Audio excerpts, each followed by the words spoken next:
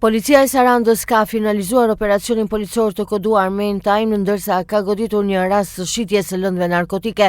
Është kapur gjatë operacionit në flagrancë me një sasi lëndë narkotike kanabis sativa të ndarë në doza dhe gati për shitje, një 30 vjeçar i cili është vënë menjëherë në pranga. Në finalizim të operacionit është sekuestruar lënda narkotike, një peshore elektronike si dhe automjeti të arrestuarit. Në vijim të operacioneve të një pasnjëshme për goditjen e veprimtarive kriminale të shitjes së lëndëve narkotike, specialistët e seksionit për hetimin e narkotikëve në Komisariatin e Policisë së Sarandës kanë organizuar dhe finalizuar operacionin policor të koduar Main Time dhe si rezultati të cilit u arrestua një 30 vjeçar banues në Sarandë.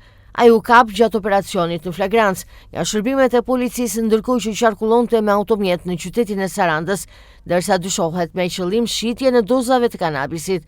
Sasia e lëndës narkotike kanabis që u gjet në automjet, si dhe një sasi tjetër që u gjet në banesë u sekuestruan në cilësinë e provës materiale së bashku me automjetin, si dhe një peshore elektronike.